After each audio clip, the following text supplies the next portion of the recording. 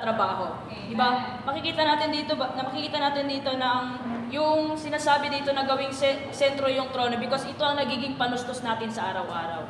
Diba? Feeling yung minsan, diba, ewan ko lang kung mafe-feel niyo, pero may mga pagkakataon, diba, minsan parang na-feel natin na parang drive na tayo, mga kapatid. It is because hindi pala natin nagagawang sentro ang trono. Diba? Minsan kasi naalala lang natin ang Panginoon sa mga panahong nasa pinakababa na tayo. Diba? When we are in our lowest situation. But have we ever considered making the throne center of our being whenever we are on the highest situation in life? Diba? Kaya dito, ini-encourage tayo na sa araw-araw pala, even our lowest or highest situation, we need to make this throne as the center of our life. Diba? Even pa nga sa mga maliliit na bagay daw. But, diba, hindi man natin aminin, diba, alam natin na we have failed many times in this matter. Diba, many times we have failed to make this throne as the center of our being. But hindi ito para i-discourage tayo, mga kapatid. But it is to make us realize at i-remind sa atin ng Panginoon na ito pala ang ating buhay eklesiya. Diba, na-enjoy ko yung sinabi ng Sister Kaniba na kung titimbangin daw tayo, di ba, sa langit na timbangan, ano kaya yung kabigatan natin? Di ba, siguro kung mga malnourished kaya tayo, mga kapatid. Di ba, kasi sinasabi dito na ang gusto ng Panginoon is kumain lang tayo, tuminom. Di ba, yun ang gusto natin gawin. Even He said that come before all things are now ready. Di ba, sinasabi na sa atin na lumapit ka na kasi nakahanda na ang lahat. Di ba, lalapit na lang, kakain na lang tayo, mga kapatid. Di ba, sa ating kung ihantulad natin sa ating human life, di ba, nag-i-skip pa tayo sa pagkain? Di ba, hindi kasi nagugutom tayo. Di ba, pwede nga ikamatay natin yon. In like manner, sa ating spiritual na pagkatao, di ba, there is also a need for us to eat and drink of the Lord. But this is the need for us to survive in our Christian life. Di ba, we aspire to be an overcomer. But hindi tayo marunong kumain sa Panginoon. Eh di nagugutom tayo, kung titimbangin tayo sa Panginoon sa future. Oy, malnourished ka pala. Eh kulang pa yung timbang mo. Di ba? Oh Lord Jesus. Di ba? We are destined to be kings. But are we qualified to be in this kingship? Di ba? That is our goal today, brothers and sisters. Di ba? Tayo ay nakadestin na tayo para maging isang mga hari. Pero we need to be those who are qualified to be able to sit on the throne, beside the throne of God. Diba, sinabi nga ng kapatid kanina, hindi lang sana tayo yung mag-aspire na, diba, sa mga previous MR natin, gusto natin maging part ng away dun sa Armageddon. Diba, gusto natin maging part ng kasalan. But how much more nas uupo tayo sa gilid ng Panginoon sa kanyang trono. Diba, how marvelous it is, brothers and sisters. Kaya salamat sa Panginoon na sa kanyang sa araw-araw niyang pagpapaalala sa atin. Na wala na tayong ibang gagawin, di ba? Nandiyan na yung mga MR, yung mga Bible, even mga soft copies, lahat. Parang sinubo na sa atin lahat.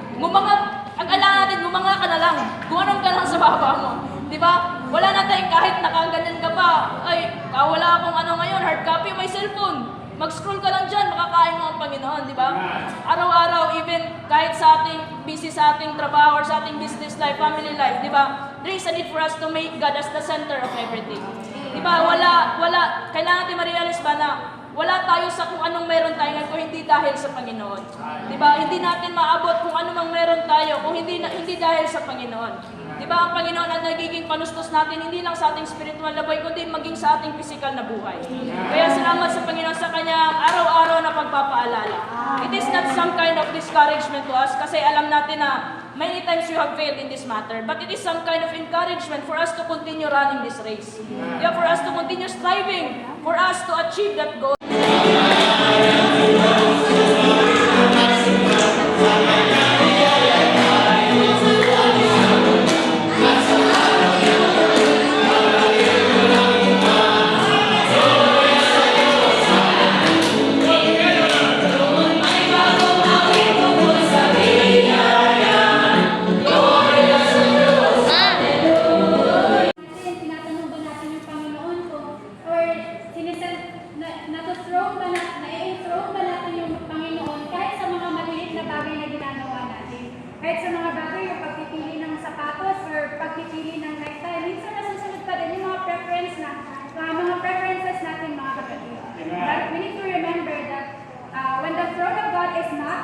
is not in us, then we will not receive the flowing of the river of the river.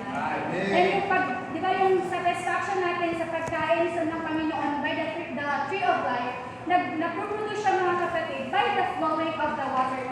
Kaya yung water of life, hindi siya nasa, diba sabi dito, by its street, yung tree of life. Pero yung river of water of life, it is very, kanang, it is unusual kasi yung river na ito mga kapatid, ay nanggaling mula sa trono ng Panginoon. Kaya yung trono, mula sa trono, nag-flow out doon yung river of water of life. Kaya yung flowing of the river of water of life, nag-produce ang mga fruits na nanggaling sa tree of life mga kapatid. Kaya yung tree of life na ito, ito yung nagiging panustos buhay natin bilang mga Kristiyano ngayon. Pero what I enjoy the most here is yung sinabi dito na we may be satisfied of going to the heaven. Diba as the overcomers, yung mga previous weeks natin, we are encouraged to be the overcomers of today para ma-produce yung mga mandaraig ng Panginoon, mga kapatid.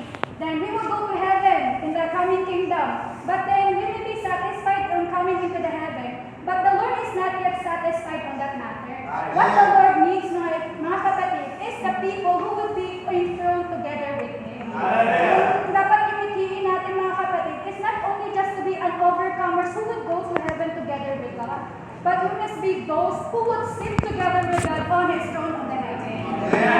Sabihin ng Panginoon mga kapatid na lahat ng mga ang Panginoon umitiin niya sa kanyang ekonomiya ngayon is just to dispense Himself into us. Walang ibang mitiin yung Panginoon why He passed through the processes sa kanyang pagkakatawang tao dito sa lupa. At naging Espiritu nagbibigay buhay is just to bring man to the throne where he is right now. Kaya yung mitiin na natin mga kapatid ay maging kaisa din ang mitiin ng Panginoon. Kasi if we would lose, we will be loose and careless mga kapatid, we will not be qualified to sit together with Him on that throne. Kaya maging shocking kaya sa akin yung phrase dito na the Lord will bring us to the throne, but if we are still careless and loose, we are not ready to be on the throne together with Him. Kaya mga kapatid, yung pamumuhay natin ngayon, ito yung pamumuhay na magiging pamumuhay natin sa darating na kapanahon. Kung ano yung pamumuhay natin ngayon, kung kumakain, umiinom ba tayo sa Panginoon, ito yung magiging buhay natin sa darating na panahon. Kaya lahat ng mga kapatid ngayon, ina-encourage tayo na we should live a life that is eating and drinking of the Lord. If we are short of drinking and eating of the Lord, how can the Lord accomplish His eternal purpose in us, mga kapatid? Kaya the Lord, hindi naman masyadong mataas ang hinihingi ng Panginoon para sa atin, hindi ba mga kapatid? Ang hinihingi lang niya sa atin ay uminom at kumain tayo sa Kanya, mga kapatid. The more we allow, the more we set the throne of God in our being, the more there will be a flow of the river of life, and there will be a fruit yielding its month into us, that we will be satisfied and continually God can work Himself into us. Amen.